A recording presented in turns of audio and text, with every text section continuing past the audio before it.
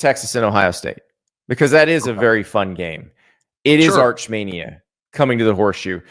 It is a rebuilt Ohio State team. It's a terrible word to use, I guess, because Ohio State has so many talented players. But I mean, that defense is gone that won the national championship. Most of those players are gone. Caleb Downs is back. But could you use the word quarterback or renovated Ohio State? Renovated's good. Rebuilt is wrong because they're still going to be talented. But Jeremiah Smith and Caleb Downs were the bones of the home, and now that they're replacing other elements and modernizing it to the. I don't know. Jeremiah Smith is the best player in college football, or the most important player. However you want to phrase that, he's the most amazing person in college football right now. So you got him going against that Texas defense, which is going to be a lot of fun. Now Texas defense has a lot to replace. Jahdae Barron's not back there anymore. You know, the two defensive tackles, Collins and Broughton, are gone. There's a lot of unknown that's going to happen or we're going to learn more about in this game. But the thing is, because both these teams come in as unknown with a lot of unknowns, I don't know that we're going to get a grand proclamation from either one in this game. If Ohio State wins, is that a grand proclamation? In a close game? Yeah. They win by one. It's not a grand proclamation. It's great. It's great for Ohio State, but it doesn't. Yeah. We think both of these teams are capable of making the playoff and competing for a national title. See, the Ohio State -3.5 number to me is off. You think it should be the other? I think the other direction. I know it's in Ohio Stadium, but I think Texas is more complete from a certainty standpoint at the moment. I'm surprised Ohio State's laying more than a field goal here. And maybe I'll just look like an idiot and Ohio State will just rock the boat again next year and be awesome. But in terms of I always go back to this, but I did, 2 months ago, I did a list of the top 10 returning players in college football, and Ohio State had 1 and 2, right? Mm-hmm. So maybe that's the answer.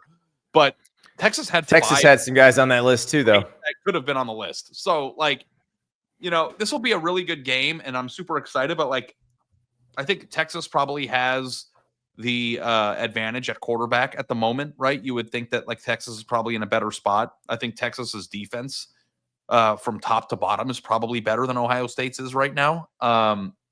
Ohio State has to replace their running backs, which were awesome. Texas is bringing back C.J. Baxter, who is a 5-star, who I think is going to be a beast. Ohio State obviously has the advantage at the receiver position, but I guess 3.5 is basically a pick 'em on a road, but Texas is a team that I think is going to win the national title next year.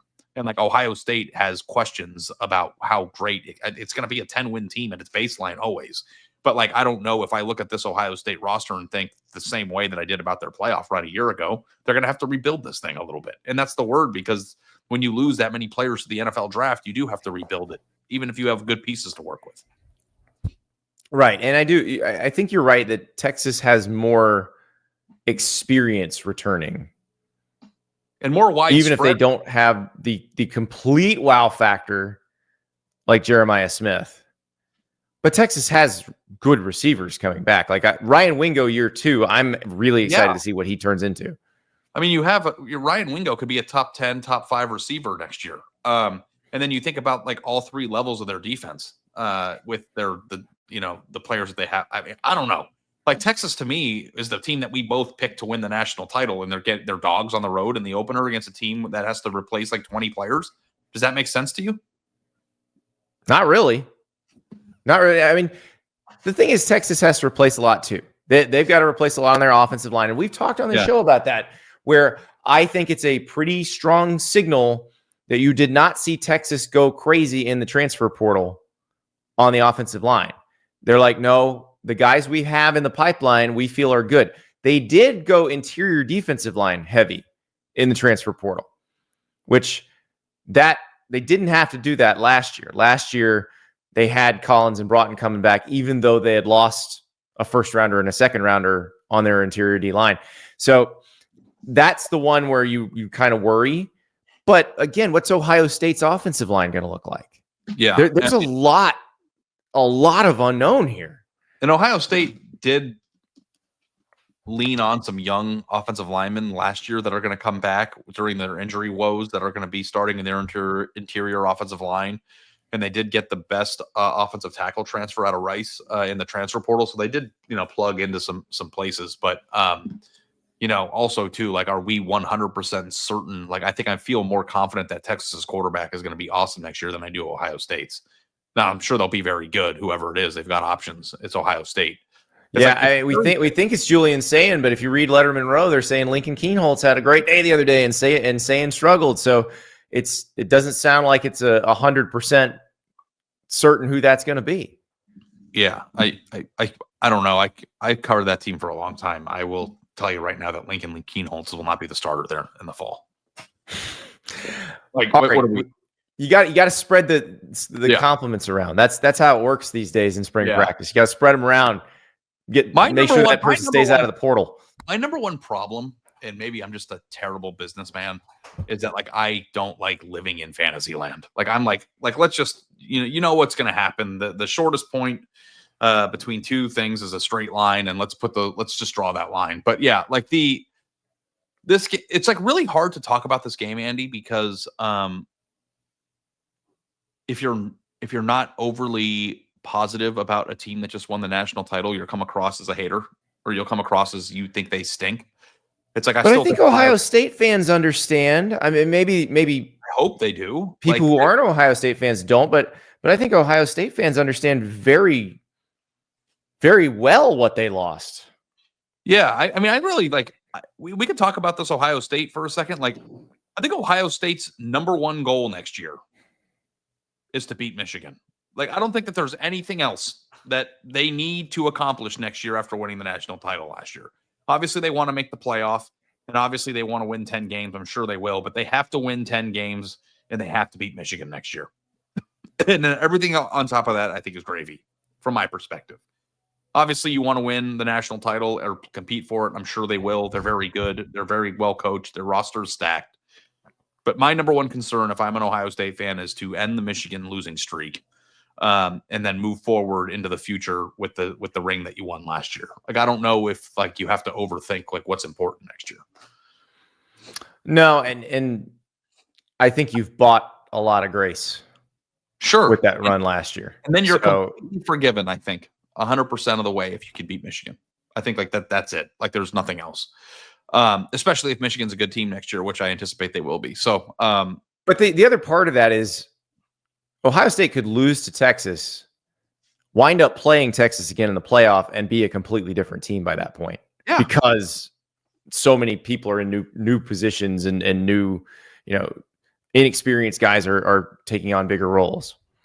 Yeah, and I'm sure Ohio State will make the playoff. I mean, I'm comparing them against the team in this conversation that I think is going to win the national title. So this isn't Ohio State stinks. I don't think Ohio State right now is as good as the team that I think is the best in college football at the moment. Like you have to contextualize that thing. Yeah. So and what if here's another thing. Now we talked about with LSU and Clemson the meltdown aspect of the losing team, but what if Arch goes up to the Horseshoe and balls out? Does Arch mania just take over college football? Does that become the biggest thing in college football right from the get-go in 2025? I think if you put this game number one on your list, that's what you're doing it for, right? Yeah, it's not a guarantee, but if it happens, it's going to be a huge deal. For sure. And I think it's going to happen. I think he's going to be really good. I think he's going to be really, really good. Now, are we ready for that? Because you and I joke about it. We always joke about, we're going to put Arch in the headline and people are going to click on it. And I think people will get fatigued at that real fast if he's actually good. Because I think people have been conditioned to think, you guys keep telling us. Like at this point, if he's not Andrew Luck, Johnny Manziel, Cam Newton, Mac Jones, 2020, like all those guys rolled into one, then it's going to be considered a letdown. But the fact of the matter is he just has to be a good college quarterback, and he can take Texas a long way. I think Quinn Ewers was a good college quarterback. I don't think he was a great one. I think he was a good college quarterback, and they were within one possession late in the game with the national champion in the semifinal. So if you are a step or two better than Quinn Ewers, which is 10 steps behind what Cam Newton was, I think you have enough to win the national title. Now, the thing is do people got arch mania? And I know, but it's does he have to be one of the, Cam Newton is the greatest college player of all time? Is that what he has to be in your mind? And and here's the second. I don't think everybody's mind, but I think there will be a group of people who will not be satisfied unless he is. Our producer River, Texas, Archmania will reach levels of Johnny Football if he plays well. The thing about it, though, I don't think we'll ever get the Scooby-Doo costume with the two ladies on the side. Arch is not going to wear the Scooby-Doo costume. And that's with Johnny, you have to consider and you have to acknowledge too, is that Johnny Mania didn't happen until October. Right. Johnny Mania didn't happen. Half the country. When Johnny Manziel had the shirtless mugshot come out that summer, nobody knew who the hell he was. Right. And people didn't know who he was. The general fan didn't really know who he was until the Alabama game.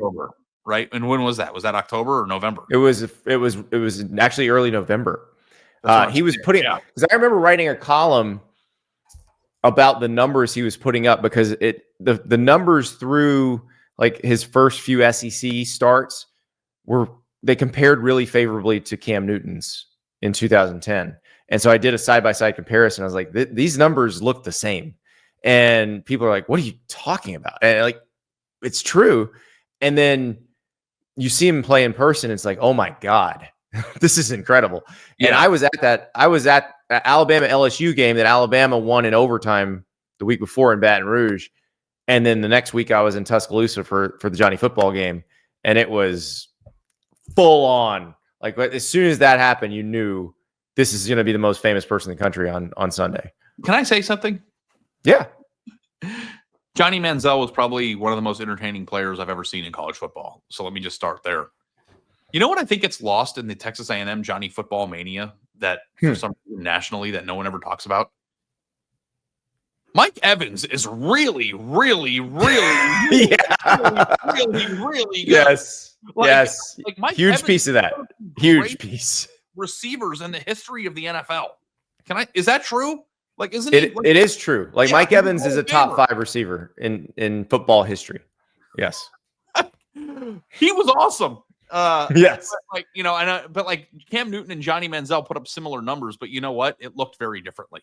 Well, right, because Cam Newton, the other players that started for Auburn's offense that year, do you know how many NFL starts they combined for? 0. One of the offensive linemen started a game. That's it. Yeah. So now Philip Lutzenkirchen would have played for a long time in the NFL. He passed away in a car accident, but that's the difference. Johnny Manziel had a first-round left tackle, had a first-round guard, had Mike Evans at receiver. It was a good team. It was a really good team. Yeah.